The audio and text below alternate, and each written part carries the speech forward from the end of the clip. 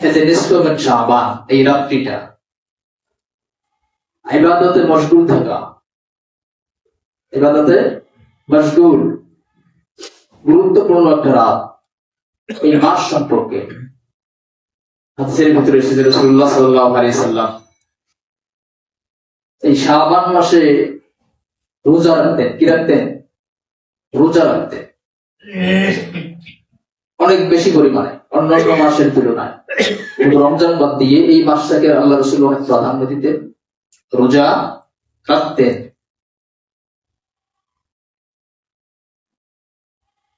শুধু এই মাসের 28 এবং 29 তারিখ রোজা রাখা নিষেধ, আল্লাহ রাসূল নিষেধ করেছে। কোন তারিখ? 28 এবং 29 তারিখ। এই মাসে কোন দিন নির্ধারণ করে রোজা রাখতে হবে এমনটা না। কোন মানুষ যদি চায় এই মাসে রোজা রাখতে পারে, তবে 28 এবং 29 তারিখ রোজা রাখা যাবে না। তার কারণ এই পরের মাসটাই হলো, তাই 28-29 পরেই হলো কি রমজান মাস, যাতে রোজা রাখতে গিয়ে পরবর্তী রমজানের ফরজ রোজার মধ্যে কোনো ত্রুটি না হয়, ব্যাঘাত না ঘটে। এই রমজানের নিসফ মিন শাবানের রাত্রি আল্লাহ তাআলা প্রথম আসমানে আসেন। সুবহানাল্লাহ। সূর্য ডোবার পরে। কখন? সূর্য ডোবার পরে। সূর্য উদিত হওয়ার আগ পর্যন্তই থাকে। বান্দাকে ডাকে, কার কি চাওয়ার আছে, কার গুনাহ আছে। এই রাত্রিতে আল্লাহ তাআলা তার বান্দাদেরকে ক্ষমা করে দেন। সুবহানাল্লাহ। কি করে? ক্ষমা করে। শুধু দুইজন ব্যক্তি ব্যতীত, এক হলো হিংসুক আর একজন হলো শিরিক, অর্থাৎ যে আল্লাহ তাআলার সাথে শিরিক করেছে এমন ব্যক্তি, এবং যার ভিতর হিংসা আছে এমন ব্যক্তি ব্যতীত আল্লাহ তাআলা কি করেন? মানুষগুলিকে ক্ষমা করে দেন। এই মানুষগুলিকে আল্লাহ তাআলা বানিয়েছেন আল্লাহ তাআলার ইবাদতের জন্য। কিসের জন্য? ইবাদত। ওয়া মা খালাকতুল জিন্না ওয়াল ইনসা ইল্লা লিয়াবুদুন। জিন এবং ইনসান এই দুইটা জাতির হিসাব নেবে আল্লাহ তাআলা। এই দুইটা জাতির হিসাব আল্লাহ তাআলা নেবেন। আর এই দুইটা গোত্র, এই জাতিকে আল্লাহ তাআলা বানাইছেন, সৃষ্টি করেছেন কিসের জন্য? আল্লাহ দাসত্ব, ইবাদতের জন্য। আমরা এই দুইটা জাতির হিসাব নেবেন আল্লাহ তাআলা কিয়ামতের ময়দানে। আর বাকি যে কুল কায়নাত, বৃক্ষ, তরুলতা, অন্যান্য মাখলুক, এগুলি কেন আল্লাহ তাআলা সৃষ্টি করছেন?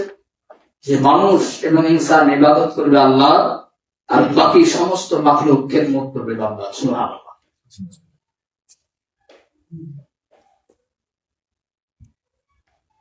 কার খেদমত করবে?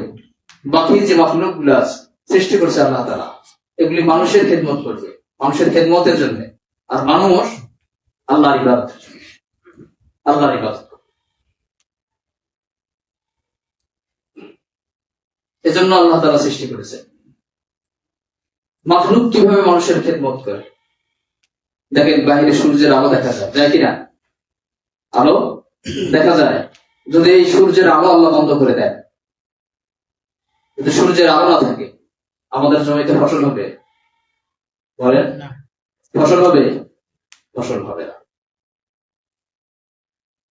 সূর্য যদি উদয় না হয়, গাছগুলি হলুদ হয়ে যাবে, গাছের পাতার রং গুলি কি হবে? হলুদ হয়ে যাবে, এটা শুকায় যাবে, এটা নিচে পড়ে যাবে, জীবিত থাকবে না, মারা যাবে। তাহলে মানুষ ইবাদত করবে কার? আল্লাহ। আর মাখলুক খেদমত করবে কার? বান্দা। এজন্য আল্লাহ তাআলা সৃষ্টি করেছে। আমরা আল্লাহ তাআলার ইবাদত থেকে গাফেল থাকি। দিনে রাতে 5 ওয়াক্ত নামাজ ফরজ, 5 ওয়াক্ত কন্টিনিউ হয়? সকলের হয়? বছরে একটা বছর রোজা ফরজ, 1 মাস। অনেকের আছে রোজা ছুটে যায়, যায় কিনা? যায় কিনা? তো যায়, কিন্তু আল্লাহর গজব আমাদেরকে পাকড়াও করে রাখে।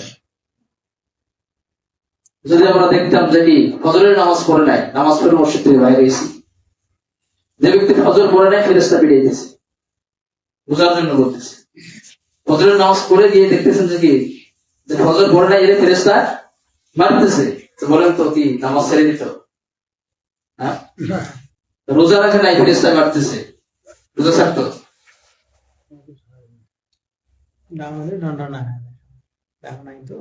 তো আল্লাহর গজব কিন্তু আমাদের দিকে আসে, পতিত হয়, কিন্তু আমাদেরকে আক্রমণ করে না। তার কারণ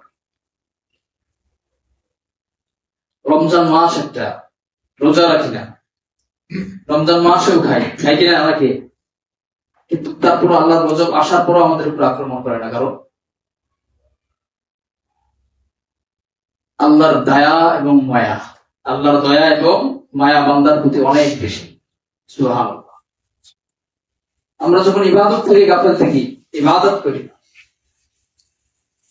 তখন আল্লাহর গজব কিন্তু আমাদের উপর চলে আসে, আমাদের কাছাকাছি লাগে। একটা উদাহরণ থেকে ভালো করে বুঝবেন।